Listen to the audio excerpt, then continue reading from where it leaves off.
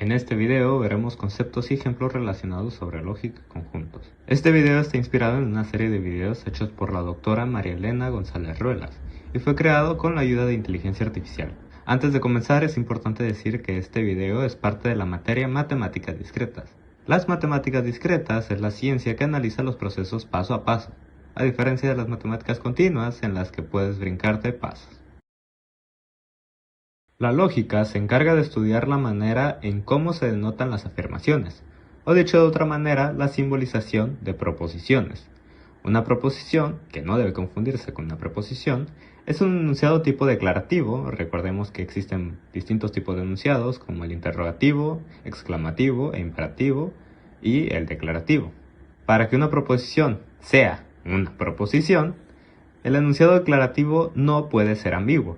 Es decir, que no puede tener varias interpretaciones, o mejor dicho, que debe estar bien claro. Un ejemplo de una proposición podría ser Marta come sus verduras. Las proposiciones tienen un valor de verdad que puede ser verdadero o falso, que en el lenguaje de las máquinas esto se lee como un 1 o un 0. Las proposiciones se utilizan en diversos contextos, con los cuales adquieren diferentes nombres. Por ejemplo, si decimos que Jimena tiene el doble de edad que su hermana y sabemos que su hermana tiene 16 años, lo podemos traducir matemáticamente a 2x igual a 16. En este caso hicimos una proposición sobre variables. También podemos encontrar las verdades lógicas, las cuales son proposiciones que siempre serán verdad.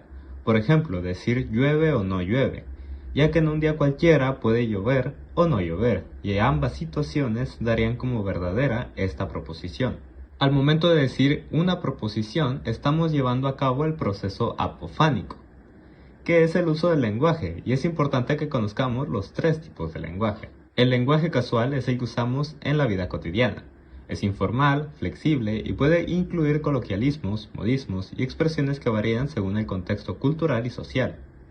El formalizado es un lenguaje estructurado con reglas claras y precisas utilizando en contextos académicos, científicos o técnicos.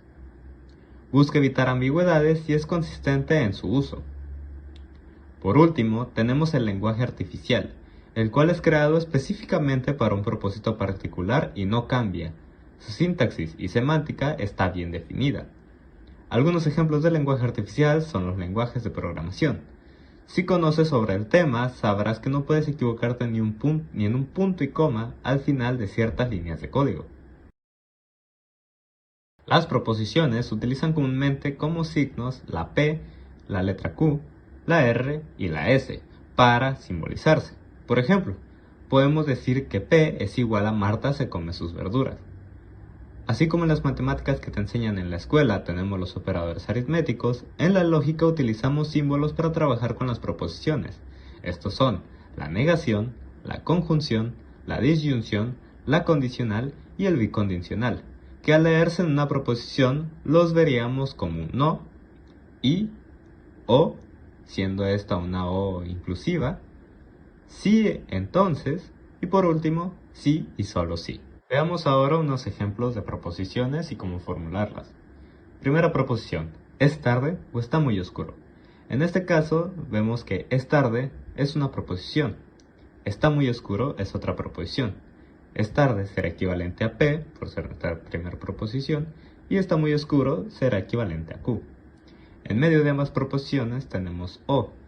Entonces podemos formular es tarde o está muy oscuro como P disyunción de Q. En el segundo ejemplo, fui a la feria, pero no hice compra alguna. Fui a la feria sería nuestra primera proposición, hice compra alguna sería nuestra segunda proposición.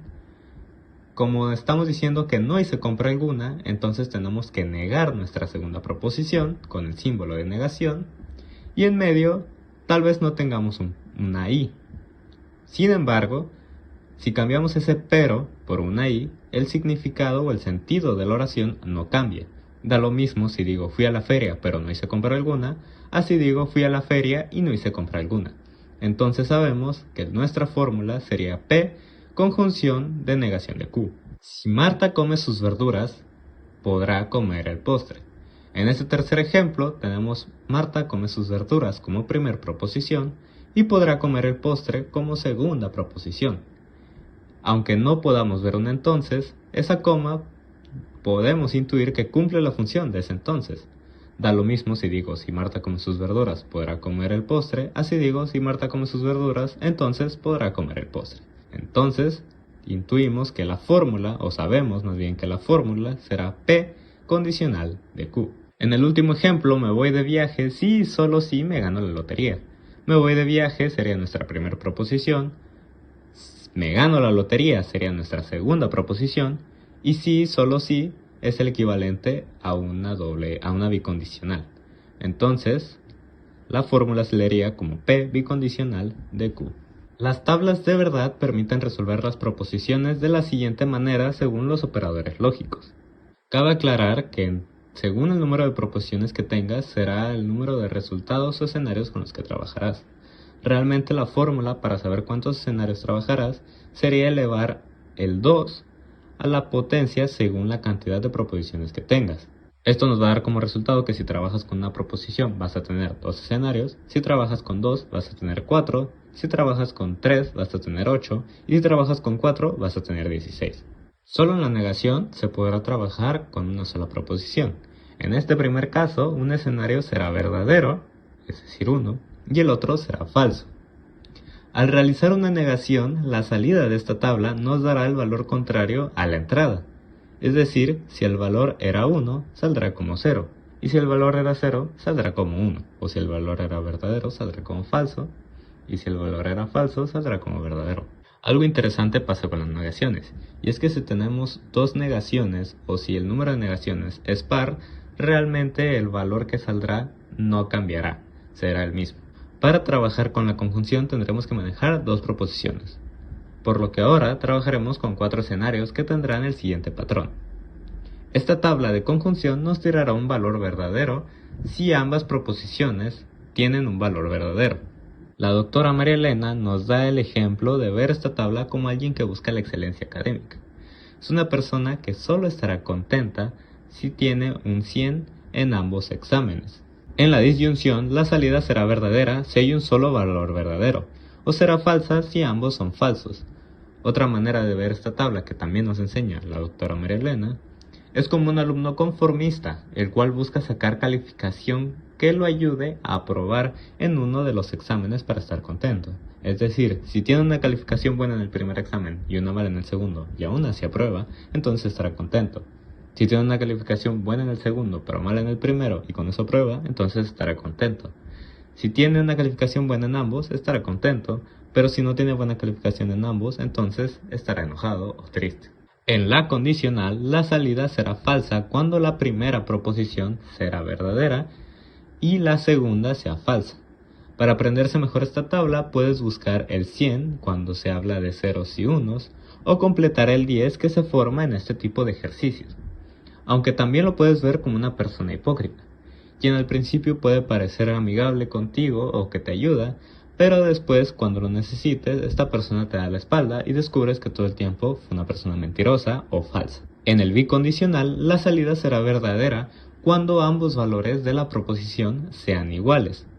Lo podemos ver con el ejemplo visto anteriormente en el video de me voy de viaje si solo si gano la lotería, ya que si me voy de viaje y gano la lotería, entonces la proposición es verdadera. Si no me voy de viaje y tampoco gané la lotería, entonces también es verdadera. Pero si me voy de viaje sin ganar la lotería, o si me gano la lotería y no me voy de viaje, entonces fue falsa. También lo podemos comparar con las leyes de los signos, en donde signos iguales es positivo y signos diferentes será negativo. Los resultados de una tabla de verdad también tienen nombre. Cuando los resultados son todos verdaderos es una tautología. Cuando son todos falsos es una contradicción, y cuando hay una mezcla de ceros y unos, entonces es una contingencia. La mayoría de las tablas dan como resultado una contingencia. Al igual que los operadores aritméticos, al tener varios operadores lógicos en un problema hay una prioridad, por lo que se deben hacer la condicional y bicondicional antes que la conjunción o disyunción. Realmente los operadores lógicos tienen bastante en común con los aritméticos. Recordemos que la lógica se enfoca en los principios de inferencia, es decir, obtener conclusiones a partir de premisas y dar validez a los razonamientos, de los cuales existen varios tipos. El razonamiento deductivo, que va de lo general a lo particular, el razonamiento inductivo, que hace lo contrario, es decir, de lo particular a lo general, y del cual surgen algunas tesis o investigaciones, y por último el razonamiento lógico, el cual pasa de axiomas, hipótesis y premisas a una conclusión. Este proceso es conocido como demostración, y las fórmulas que pueden ser demostradas son llamadas teoremas. Por ahora vimos ejemplos sobre tablas sencillas. Para poder ver ejercicios más complejos, primero debemos dejar de lado este tema y avanzar a la siguiente sección. Los conjuntos son agrupaciones de elementos con características en común que se escriben en llaves, corchetes o paréntesis. En el ejemplo se muestra cómo A pertenece a el conjunto de A tiene ciertas figuras y el conjunto de B tiene otras. Los conjuntos se pueden enumerar por extensión, que es cuando se describen todos los valores que hay, o por compresión, como se muestra en el ejemplo. Se le conoce como universo al conjunto de todos los elementos en discusión, también llamado dominio de discusión o diferencial, y se designa con el signo U o el 1. Encontraremos un conjunto vacío a aquel que carece de elementos. Un conjunto vacío se puede definir mediante una propiedad que sea contradictoria. Podríamos definir como un conjunto vacío hablar de personas hoy que nacieron el próximo mes. No encontrarás ninguna. Nadie cuenta con esas características, entonces tendrás un conjunto vacío. Cuando los conjuntos aparecen independientes uno del otro, se les llama conjuntos disjuntos o ajenos, es decir, que ninguno tiene elementos comunes. La unión de los conjuntos A y B es el conjunto de todos los elementos que pertenecen a o a B o a ambos. La intersección es el conjunto de los elementos que son comunes a A y a B. Esto es aquellos que pertenecen a A y aquellos que también pertenecen a B, y se simbolizan con un puntito en medio de ambos conjuntos. El complemento de un conjunto A es el conjunto de todos los elementos que no pertenecen a A, es decir, el conjunto de todos los elementos que están en el universo y no están incluidos en A, y su signo es un apóstrofe. La diferencia de conjuntos es el conjunto formado por todos los elementos de un conjunto A que no pertenecen a un conjunto B. Esto se puede asimilar a una resta. La diferencia simétrica de dos conjuntos es el conjunto de elementos que pertenecen a uno de los conjuntos, pero no a ambos. Se representa con el símbolo A, un cuadrado, B. Cuando todos los elementos de un conjunto se pueden encontrar en otro conjunto más grande, entonces obtenemos un subconjunto. Pero cuando tenemos dos conjuntos con exactamente los mismos elementos, entonces tenemos una igualdad. Como mencioné al principio, este video está inspirado en una serie realizada por la doctora María Elena González Ruelas. Hay alguna información que se ha omitido en este video y puede ser de utilidad para usted espectador que lo está viendo, como algunos conceptos relacionados al lenguaje y la lógica o ejercicios más avanzados sobre la lógica proposicional. Una de las principales razones por las que invito al espectador a ver dichos videos es por un ejercicio en específico relacionado a los lenguajes, en los que la doctora realiza un ejemplo de cómo surgen los lenguajes artificiales a partir de signos primitivos, reglas de formación y reglas de transformación, también relacionándolo con el cálculo, el cual realmente es solo como una carcasa o una plantilla, pues sus signos no se relacionan a un concepto o algo real, pero al hacerlo obtenemos resultados como fórmulas físicas. Así que los invito a ver estos videos y dejar volar por completo su imaginación creando un lenguaje artificial. Estoy seguro que usted, espectador, conseguirá ser algo bastante interesante.